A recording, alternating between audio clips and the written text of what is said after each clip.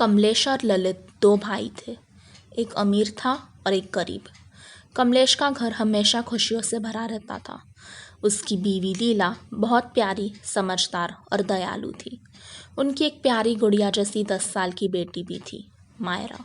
दूसरी तरफ ललित, सुमित्रा और उनकी बेटी त्रिशा भी थी, जिनका घर हमेशा उदासियों और लड़ाइयों से भरा रहता था। ललित काम करता था, लेकिन उसका दिल बड़ा था, पर सुमित्रा, उसके दिल में सिर्फ जलन थी। हर दिन वो कमलेश के घर की तरफ देखती थी और ललित को कहती थी, देखो लीला को, उसके कपड़े देखो, उनकी गाड़ी देखो, उनका घर देखो। ललित कहता, सुमित्रा छोड़ दो ये सब, हर किसी का अपना अपना नसीब होता है। पर सुमित्रा के कान पर जूं तक नहीं रेंगती थी। एक दिन उसकी पड़ोसन रामिनी उससे मिलती है और हल्के से हंसी के साथ कहती है, मैंने अपनी बहू को अच्छा सबक सिखाया है।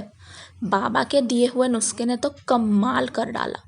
कैसे जबान चलती थी कल मुही की, अब मुंह में जैसे दही जम गई है उसके। सिर्फ एक घूंट में उसका दिमाग ठिकाने आ गया है। सुमित्रा के कान खड़े हो जाते हैं।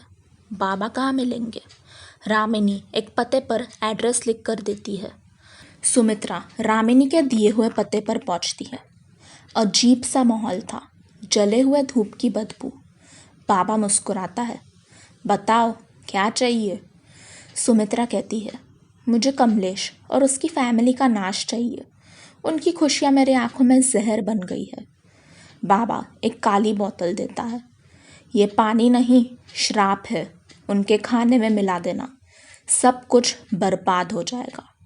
सुमित्रा हाथ जोड़ती है, कितने पैसे देने हैं बाबा?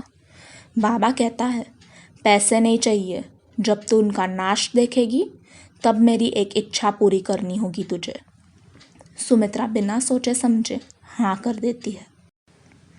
अगली रात सुमित्रा डिनर का प्लान बनाती है। भैया, भाभी और मायरा, आज सब मिलके हमारे घर आना, साथ मिलकर खाना खाते हैं। कमलेश और लीला खुशी से मान जाते हैं। खुशियों के बीच सुमित्रा चुपके से वो काली बोतल उनके खाने में मिला देती है। सब हंसते हैं, खाते हैं और कुछ दिन बाद कमलेश का एक्सीडेंट होता है। गाड़ी सीधा खाई में गिर जाती है। वहीं पे उसकी मौत हो जाती है। फिर सब कुछ बदल जाता है। बिजनेस डूब जाता है। लीला बिस्तर से नहीं उठती। मायरा स्कूल से निकाल दी जाती है। सुमित्रा की खुशी का कोई ठिकाना ही नहीं था। हा हा हा, अब देख किसकी जिंदगी बेहतर है। एक दिन वो फिर बाबा के पास जाती है। बाबा, आपने कमाल कर दिया, वो लोग बर्बाद हो गए बाबा। अब मैं खुश हूँ, बहुत खुश हूँ। बाबा धीरे से कहते हैं, अब मेरा वादा पूरा कर। हाँ बाबा, बोलो क्या चाहिए? मैं एक शरीर ढूंढ रहा था जिसमें एक बुरी आत्मा को दाखिल करूं, और मुझे तू मिल गई। अब वो आत्मा तेरे शरीर में रहेगी। सुमित्रा का चेहरा पीला पड़ जाता है। बाबा, ये क्या कह रहे हो? मैं ऐसा नहीं चाहती। पर देर हो चुकी थी। बाबा कुछ मंत्र पढ़ता है और एक हवा का झोंका सुमित्रा के अंदर घुस जाता है। उसकी आंखें काली पड़ जाती है, होठ सफ़ेद पड़ जाते हैं और वो एक अजीब आवाज़ में हंसने लगती है।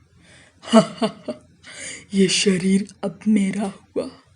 दीवानों की तरह वो नाचते नाचते घर पहुंचती है। सुमित्रा की बेटी त्रिशा चिल्लाती है, माँ क्या कर रही हो? ललित उसे रोकता है, पर वो उस पर हमला कर देती है। उसी झटके में सुमित्रा के मुंह से सब सच निकल जाता है। मैंने कमलेश को मारा, मैंने उसका घर बर्बाद किया। ललित को अपनी कानों पर विश्वास नहीं होता है। ये क्या कह रही हो सुमित्रा? पर अब वो सुमित्रा नहीं थी, वो एक बुरी आत्मा थी। वो सीधा बिल्डिंग के टेरेस पर भागती है और बिना पीछे देखे नीचे कूद जाती है। एक चीख गूंजती है और सब खत्म हो जाता है।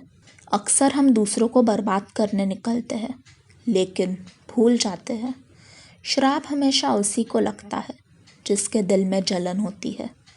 दूसरों की ज़िंदगी उजाड़ने जाते हैं और खुद अपनी ज़िंदगी राख बना देते हैं। आखिर बुराई का अंजाम हमेशा बर्बादी होता है।